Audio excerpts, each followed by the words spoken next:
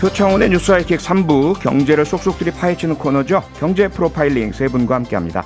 김윤경 기자, 김치형 기자, 김유리 리포터, 어서 오세요. 네, 안녕하세요. 네, 지금 유튜브로도 생방송이 나가고 있습니다.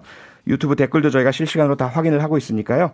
유튜브에서 표창원의 뉴스 하이킥을 검색해서 들어주시면 감사하겠습니다. 김유리 리포터, 첫 번째 이슈부터 전해주시죠. 네. 윤석열 대통령 당선인이 오늘 전국 경제인연합회 등 경제 6개 단체장들과 도시락 오찬을 했습니다. 당선인은 자유시장 경제를 위한 민간주도 탈바꿈을 약속했고, 경제단체장들은 중대재해처벌법 등 기업 규제의 개혁 필요성을 강조하면서 자유로운 경영활동을 보장해달라고 요구했습니다. 당선인 집무실에 모여서 도시락 오찬을 한 거죠? 네. 뭐 이례적일 건 없는 것 같고요. 네. 뭐 일부에서는 다 소집하는 건 권위적이다. 뭐 이런 얘기도 하는데 예전에 참여정부 때도 그랬었고, 뭐 이명박 박근혜 정부 때도 그랬었고, 그런데 이제 문재인 대통령 때가 이제 전경련과 경총이 좀 배제가 되는 그런 모습이었던 거에 그 좀 반해서 다시 또 기업과 좀 가까워지는 게 아니냐, 뭐 이런 사인으로 해석을 하는 것 같기는 한데요. 어쨌든 경제단체들과 만나서 민간 주도의 성장을 이야기했다. 이거는 긍정적인 것 같아요. 예. 네. 조금 전 말씀하셨는데 경제단체 중에서 전경련이 진짜 한동안 뉴스에 좀 안 들리고 안 나왔었잖아요. 이번에는 인수위가 전경련의 회동 주선을 요청했다. 이런 얘기가 있던데요.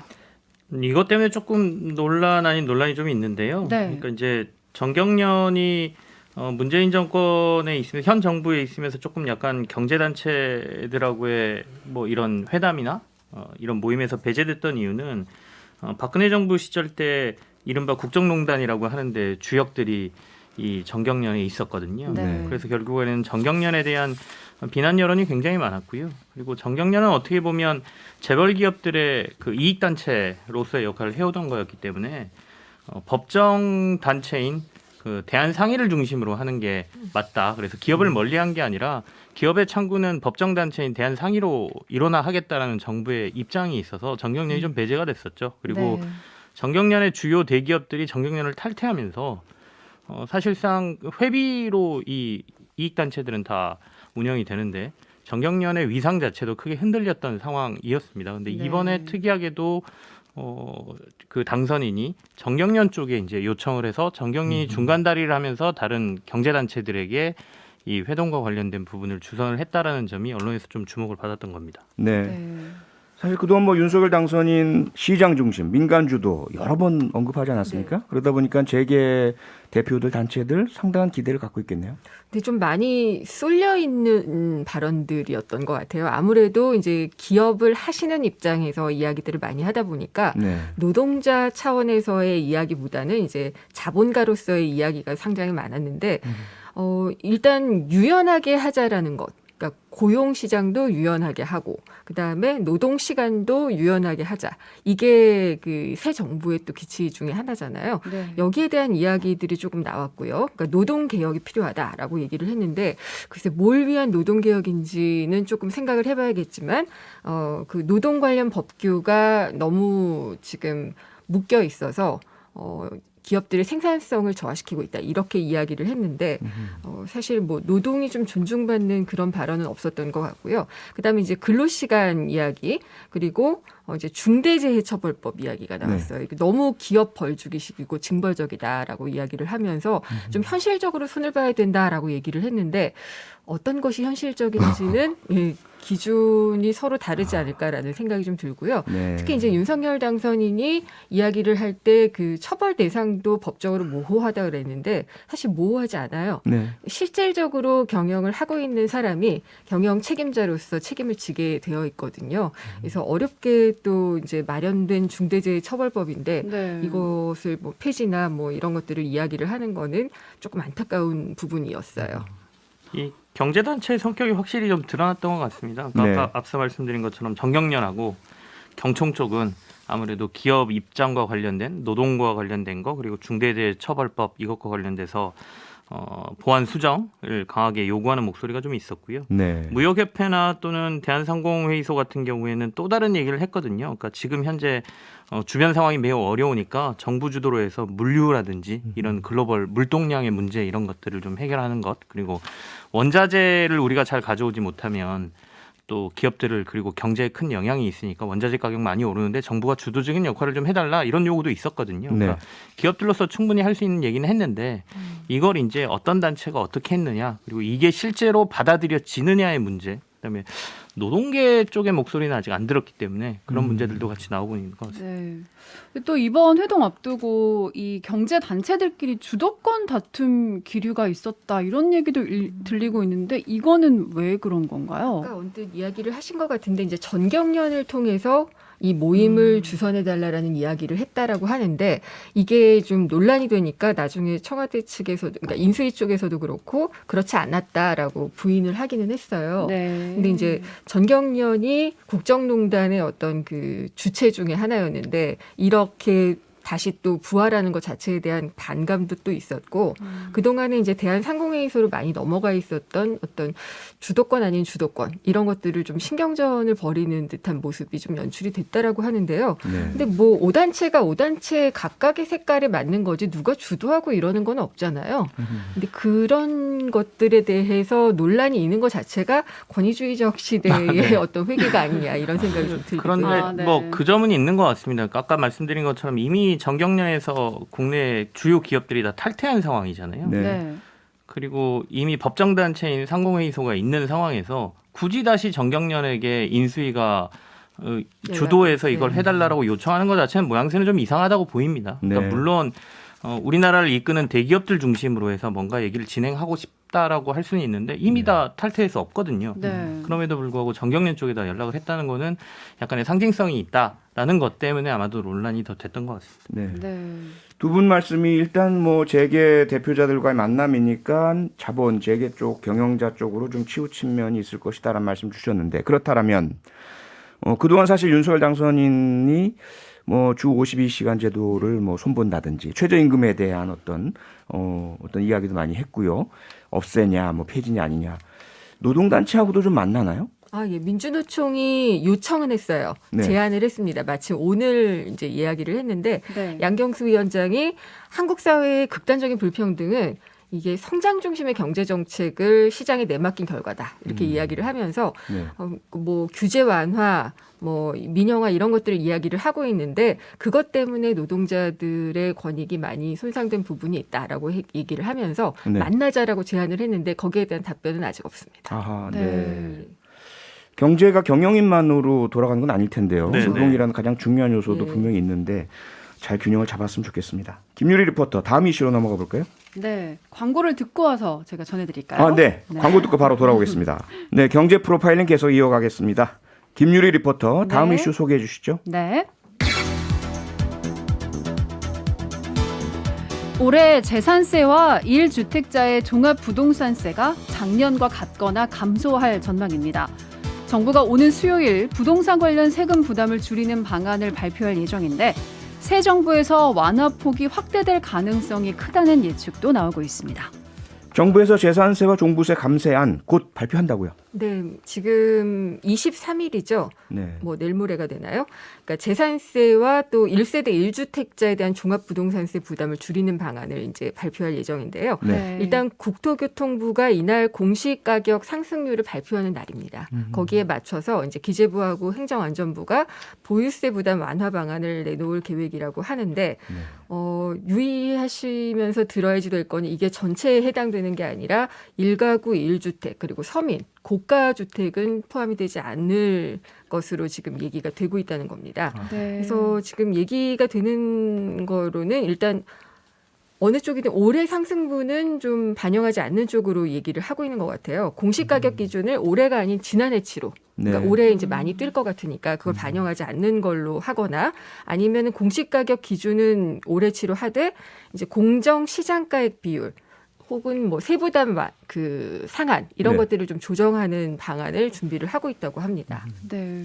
근데 정부가 재산세 부담을 낮추겠다라고 하면 그냥 그대로 결정이 되는 건가요? 이건 뭐 국회 동의 없이 법을 바꿀 필요도 없는 건죠? 이게 이제 그 보유세라고 하면 재산세하고 종부세 두 가지거든요. 네. 근데 재산세하고 종부세 기준을 정하는 게 아까 잠깐 김 기자님께서 말씀해 주셨는데 공정시장가액 비율이라는 겁니다. 그러니까 실제로 시장에서 거래되는 거를 몇 퍼센트 정도를 세금을 적용할 때 반영을 할 것이냐의 문제거든요. 네. 근데 이거를 조정하는 거는 사실 대통령령 사안으로 돼 있어요. 그래서 지방세법에 보면 재산세 공정시작가액 비율은 40에서 80%를 적용하면 되고 네. 종부세는 60에서 100%를 조정할 수 있다 이렇게 돼 있거든요. 네. 그러니까 이걸 어떻게 조정하느냐에 따라서 좀 정부에서 나오는 안은 2020년도 정도의 기준을 그냥 적용을 하면 2021년 작년에 집값 오른 거, 네. 그다음에 최근에 오른 것들은 빠지게 해줄 수 있다 이거거든요. 근데 네. 원래 당초 정부의 계획은 2022년도 그러니까 올해 이 공정시장가액 비율 특히 종부세 같은 경우에는 100% 시장에서 거래되는 가격으로 그냥 세금을 매기겠다 이렇게 했었는데 이건 한 60% 정도를 할 걸로 지금 얘기가 되고 있습니다. 네. 민주당에서는 오늘 그 1가구 1주택자 부동산 보유세 부담은 2년 전, 네. 그러니까 2020년 수준으로 동결하는 방안 추진하겠다고 밝혔지 않습니까? 그러니까 한 해 더 전으로 가자는 거죠. 그렇죠. 그러니까 부담을 완전히 거의 없애는 쪽으로 가자는 얘기인데 네. 이게 사실 윤석열 대통령 당선인이 얘기를 했던 게 이거는 이제 1가구 1세대 1가구를 얘기를 하는 건 아니지만 네. 이제 전체적으로 공정시장가액 비율을 조정을 해서 2020년 수준으로 환원을 하겠다라고 공약에서 이야기를 했었거든요. 네. 근데 기재부 쪽에서는 일단 뭐 여러 가지 방안을 검토 중이지만은 또 뭐 인수위라든지 또 당정 간 협의를 거쳐야지 되니까 좀 바뀔 수도 있다라고 얘기를 하고 있는데 이런 얘기가 일단 한번 나온 이후로 좀 속도라든지 방향이 이렇게 정해지게 되면은 그 방향을 거스르기 어려워지는 또 여론이 있거든요. 네. 그 부분이 조금 걱정되는 것 같습니다. 네. 그러면은 이제 새 정부가 들어서면 지금 정부가 이렇게 세금을 낮춰서 그대로 계속 인정이 되는 건지 앞으로 뭐 더 세금이 새 정부가 들어서면 낮아질 수도 있는 건지 그것도 궁금해요. 이게 들어보시면 아시겠지만 세제를 개편하는 건 아니에요. 네. 그러니까 탄력적으로 적용할 수 있는 부분을 조정을 해서 세금 네. 부담을 좀 덜어준다라는 게 지금 정부의 입장이고 네. 그리고 전부가 아니라 아까 말씀하신 대로 1가구 1주택자에 한해서 네. 해주겠다라는 거기 때문에 윤 당선인 같은 경우에는 전체적으로 부동산세와 관련된 것들을 재조정하겠다라고 얘기를 하고 있거든요. 그러니까 뭐 네. 종부세를 폐지한다라든지 뭐 가장 강력한 건 그런 거겠죠. 네. 그런 거기 때문에 아마도 새 정부가 들어서면 부동산과 관련된 전반적인 세법 개정과 관련된 얘기들이 나올 거고 아이디어가 쏟아질 텐데 그게 이제 단순히 정부에서 추진한다고 될 문제는 아니잖아요. 국회에서 또 통과가 돼야 되는 문제고 그래서 네. 아마도 여러 얘기가 나올 것 같습니다. 당 네. 내에서도 이견은 좀 많이 있는 걸로 알고 있어요. 그러니까 지금 이게 시민의 43%는 세입자다 네. 얘기를 하면서 종부세라는 게 결국 상위 2%를 위한 것인데 그 보유세 부담을 완화하는 것에 자꾸 초점을 맞추는 것 이것 자체가 좀 전체를 호도할 수 있다라고 보는 거죠. 네. 그런데 우리나라 보유세 부담이 실제로 높은 편이다 이런 통계가 나왔다면서요? 이거는 각각의 통계를 어떻게 해석하느냐에 따라서 좀 다른 것 같은데요. 네. 이번에 이제 보도된 걸로 보면은 총 조세 대비 보유세 부담이 OECD 평균보다 훨씬 높다. 이렇게 좀 얘기가 됐어요. 네. 그리고 이제 국내 총생산 대비 보유세 비중도 높다. 그러니까 보유세 부담이 많구나라고 얘기를 할 수가 있는데 네. 또 예전에 기획재정부에서 얘기를 한 거를 보면은 부동산 가액에 비해서 부동산 보유세를 내는 비중은 우리나라가 OECD보다 낮다라고 이야기를 했었거든요. 아하. 예, 그러니까 이게 부동산 가액이라고 본다면은 전체 이제 자산, 팔 수 있는 자산까지 포함을 해가지고 거기에 대해서 보유세 비중이라는 게 더 현실적이지 않느냐라고 또 생각을 할 수가 있는데 네. 또 총 조세 가운데 보유세 부담은 크다고 하니까 어느 쪽에 초점을 맞춰서 해석을 하느냐에 좀 기준이 좀 달라질 수가 있겠죠. 그러네요. 예. 네. 이것도 저는 궁금한데 지금 정말 뜨거운 이슈잖아요. 윤석열 당선인이 어제 이제 기자회견을 통해서 대통령 집무실을 용산으로 이전하겠다라고 발표를 했어요. 네. 이렇게 되면 이제 국방부 주변의 집값이나 용산구 전체 부동산 네. 시장이 지금 어떻게 될지 거기 사시는 분들도 아직 잘 모르시는 것 같고 다들 그냥 어떻게 될까 그게 너무 궁금해하시는데 이게 영향을 안 미칠 수는 없겠죠. 근데 이미 용산이 벌써 이게 호재인지 악재인지 그걸 저도 모르겠더라고요. 일단은 호재로 많이들 해석하시는 것 같습니다. 그래요? 왜냐하면 이미 증권 시장에서 용산에 건물을 가지고 있는 주식들이 많이 오르고 있어요. 그러니까 이미 시장은 반응을 하기 시작했거든요. 네. 그러니까 뭐 다른 부동산 역시도 뭔가 대통령 집무실이 그쪽으로 온다는 거에 대해서 굉장히 부동산에서 호재로 인식을 하는 것 같고요. 이제 뭐 이미 발표를 했고 여기에 대한 논란은 또 다른 문제긴 하지만 네. 시장에서는 조금 들썩이지 않을까라는 전망들을 하고 있는 것 같습니다. 뭐 컨벤션 효과도 있고 아무래도 임대 수요가 많이 늘어날 수밖에 없잖아요. 그러니까 이제 그런 것들이 집값을 올리지 않겠느냐, 뭐 이런 좀 기대감들이 있으신 것 같은데, 근데 사실 악재일 수도 있어요. 고도 제한 같은 게 또 다 걸리잖아요. 지금 네. 청와대 인근에도 그런 것처럼. 네. 그리고 또 뭐 대통령 움직일 때마다 상시적으로 교통 통제 같은 것도 그렇죠. 있을 수 있고. 저도 교통정보 리포터로 오래 했기 때문에 그 네네. 점이 가장 걱정이 되더라고요. 그러셨군요. 예. 예. 관저에서 용산 집무실까지 이동하는 데 하면 또 시간이 네. 그 소요되기 때문에 그 교통 통제도 만만치 않거든요. 그런 점들도 감안은 해야 될 텐데 네. 말씀하신 것처럼 기대감이 네. 지금 좀 더 많아 아하. 보이기는 우리 합니다. 집 집값이 오른다면 예. 교통 이거 정도는 내 감수하리라 하시는 분들이 많지 않은가 싶습니다. 네. 알겠습니다. 김유리 리포터 다음 이슈로 넘어가죠. 네.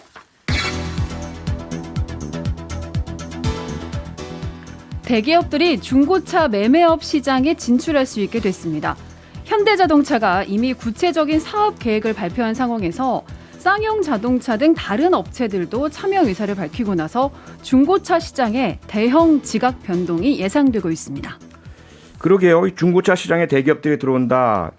이 중고차 시장은 원래 생계형 적합업종이었지 않습니까? 네, 이게 2013년도 2월에 정부가 중고차 판매업을 중소기업 적합업종으로 지정을 했거든요. 네. 그러니까 상생이라는 이제 기치를 내걸고, 네. 그러니까 대기업도 중소기업도 다 같이 상생을 하자라는 차원에서 대기업까지 들어오기에는 조금 애매한 업종들을 이제 저희가 중소기업 적합업종 네. 동반선장 위에서 이걸 정하고는 했었거든요. 네. 2013년도에 지정이 됐다가 이게 2020년 5월에 생계형 적합업종 지정 심의가 만료가 됐습니다. 적합업종이 만료된 건 2019년도고요. 이걸 다시 적합업종으로 지정해 달라라고 중고차 업계에서 얘기를 했는데 딱히 의견을 못 내고 2020년 5월에 심의가 만료가 되면서 이걸 다시 재지정하느냐 마느냐가 굉장한 이슈였었거든요. 네. 그런데 최근에 이제 동반성장위에서 지정하지 않겠다라고 하면서 사실상 대기업들이 진출할 길이 열렸다 이렇게 해석을 하는 거죠. 네. 그러니까 수입차는 지금 그렇게 하고 있는 걸로 알고 있는데, 그러니까 수입차 브랜드에서 자기가 판 중고차를 되사서, 예, 그래서 파는 거잖아요. 그러니까 대기업 인증 중고차 뭐 이런 얘기가 나오고 있던데. 현대차도 지금 그걸 하겠다고 네. 신고를 하고 사업자 등록도 지금 해놓은 상태이기는 해요. 네. 근데 뭐가 좋아지는 거예요? 일단은 중고차 시장에 대해서 얘기를 조금 하자면 네. 레몬 시장이라고 대표적으로 얘기를 하잖아요. 네. 그러니까 정보가 제대로 유통되지 않아서 정말 낮은 품질의 상품이나 서비스가 유통이 될 수밖에 없는 그런 시장이 이제 레몬 시장이라고 하는데 중고차 정말 정보 잘 얻기 어렵잖아요. 네. 믿기도 어렵고. 많이 속으시는 분들도 그리고 계시고. 속는 분들도 많고 예. 잘 사기도 몰라서 많고, 그렇죠. 예, 네. 그런 그렇죠. 경우 이제 많죠. 그래서 지금 현대차가 인증을 해주는 그런 중고차 서비스를 하게 되면 아무래도 좀 신뢰도가 좀 높아지고 시장도 조금 좋아지지 않겠느냐 이런 기대감도 있어요. 네. 근데 지금 사실 중소업체들로서는 대기업이 뛰어들게 되면은 매물이 그쪽으로 다 간다든지 소비자들도 다 그쪽으로 간다든지 이런 또 문제점이 발생을 할 수가 있기 때문에 네. 약간 좀 아우성이기는 한데 소비자들 측면에서는 일단은 그 정보의 비대칭이 해소되는 측면, 뭐 좀 믿을 수 있다는 측면도 있고, 네. 근데 그 대신에 가격은 조금 올라갈 수 있다는 아. 그런 부작용은 좀 있을 것 같아요. 네. 아무래도 뭐 검증도 하고 그다음에 뭐 이런 것들에 좀 비용이 들어갈 테니까 그게 네. 이제 가격에 전이가 되지 않을까 뭐 이런 생각이죠. 네. 김민경 기자님 말씀처럼 현대자동차가 가장 적극적인 모습을 보이고 있는 것 같은데요. 아마 다른 대기업 자동차 메이커들도 뛰어들겠죠? 네, 지금 뭐 르쌍쉐라고 언론에서 표현을 하던데 네. 르노하고 쌍용하고 GM, 쉐보레도 진출하겠다라는 의지를 보이고 있고요. 네. 완성차 업체들이 이렇게 중고차 시장을 눈여겨보는 이유는 이미 그 수입차들은 그렇게 하고 있는데요. 신차를 판매할 때 나중에 중고차로 재매입을 해줄 테니까 네. 다시 우리 차를 산다라고 하면 뭐 몇 퍼센트 가격에 재매입을 해주겠다라는 프로모션을 걸거든요. 예. 그게 이제 마케팅에 굉장히 중요한 수단인데 네. 현대차도 앞으로 그렇게 하면 자사차의 재구매율을 높일 수 있다라는 장점이 있고요. 두 번째는 이걸 다시 사들여서 중고차 시장에서 자신들의 네트워크와 신뢰도를 가지고 또 판매를 할 수가 있기 때문에 일석이조의 효과를 거둘 수가 있습니다. 그래서 네. 이 시장에 진출하고 싶어서 계속해서 안달이 좀 났던 상황이거든요. 네. 그래서 현대차가 굉장히 적극적이고요. 이미 계획까지 다 발표했고 네. 법인도 설립하고 용인 쪽에다가 설립한 걸로 알고 있습니다. 네. MBC 차카차카 진행자 권용주 교수께서 지금 뉴스 하이킥을 들으시면서 네. 문자를 바로 보내주셨어요. 네. 파는 사람도 비싸게 팔 수 예, 있습니다. 그렇죠.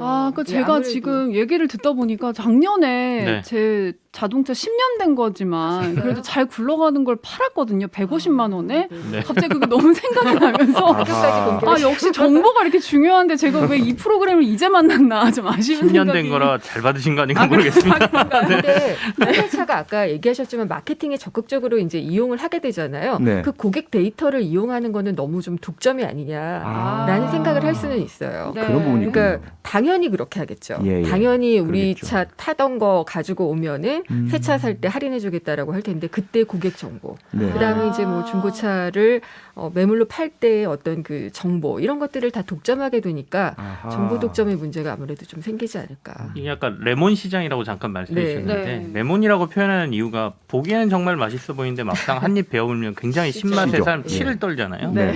그런 것처럼 이 시장 자체도 그렇다는 거거든요. 그러니까 중고차 시장이 예. 정말 좋은 차인 줄 알고 샀는데 다음날 바로 고장나고 침수된 차거나 이런 거 보장이 안 된다는 소비자 불만이 워낙 많기 때문에 네. 시장이 약간 열려야 될 필요성은 있었던 것 같습니다. 네. 결국에는 중고차 업계가 그동안의 어떤 관행으로 네. 이 문을 열어버린 상황이 아닌가 싶습니다. 안타깝긴 네. 하지만. 이제 방송을 들으시는 분들은 그러면 이제 팔 일이 있으신 분도 아니면 중고차를 살 일이 있으신 분도 이거 언제부터 될 수 네. 있는 건지 그 시기가 좀 가장 궁금하실 것 같아요. 일단 지금 그 6개월 정도? 빠르면 2분기 정도의 사업을 현대차가 시작할 수 있을 걸로 예상은 하고 있어요. 네. 지금 아까도 말씀드렸지만 용인의 사업자 등록을 지난 1월에 마친 상태고 그다음에 지금 중고차 사업 진출 방향 같은 것들도 다 되어 있기 때문에 중소기업 사업 조정 심의의 일정만 마무리되는 대로 될 것 같다라고 이야기를 하고 있어요. 네. 그리고 지금 대기업 완성차뿐만이 아니라 렌터카 업체들 뭐 이런 데들까지도 다 뛰어들 계획을 갖고 있어서 이 시장이 상당히 좀 커질 것으로 보여요. 예. 중고차 업계에는 발등에 불이 떨어졌네요. 맞습니다. 이 소형 작은 규모의 중고차 판매업 하시는 분들, 중개하시는 분들 같은 경우에는 굉장히 앞으로 어려움이 좀, 그러니까 자신만의 경쟁력을 쌓아야 될 상황이 생긴 거고요. 아까 렌터카 업체들 말씀하셨는데 렌터카 업체들도 신차로 구매해서 렌터 돌리고 몇 킬로 정도 이상 타면 그걸 중고 시장으로 내다 팔거든요. 네. 그렇기 때문에 이 중고차 업계에서는 렌터카도 굉장히 큰 규모로 들어올 수 있는 시장이어서 메이저 회사들 완성차하고 렌터카 업체들까지 이 시장에 뛰어든다라고 하면 네. 사실 굉장한 어려움이 좀 예상됩니다. 네. 네. 시장이 2017년에 10조 원 규모였는데 작년에 2배로 컸더라고요. 20조 네. 시장으로 어허. 상당히 컸으니까 더 성장을 할 시장이고 소비자들의 어떤 권한이 보장이 되는 쪽으로 성장이 된다면 뭐 괜찮은 전망이라고 봅니다. 네. 근데 제가 계속 안타깝다. 더 비싸게 팔 수 있었는데 계속 그런 얘기를 했는데 비싸게 팔 수 있으면 또 살 때도 더 비싸게 사야 예. 되는 상황이 생기겠죠. 대기업이 가격이 아무래도 올라갈 진출하면요. 수 있겠죠. 예. 네. 네, 어쨌든 우리 모두에게 좋은 방향으로 잘 좀 연착륙이 됐으면 좋겠습니다. 경제 프로파일링 오늘은 여기서 마쳐야겠습니다. 함께해 주신 김치형 기자, 김윤경 기자, 김유리 리포터 수고 많으셨습니다. 고맙습니다. 네, 감사합니다. 평일 저녁 6시 5분에 여러분을 찾아갑니다. MBC 라디오 표창원의 뉴스 하이킥.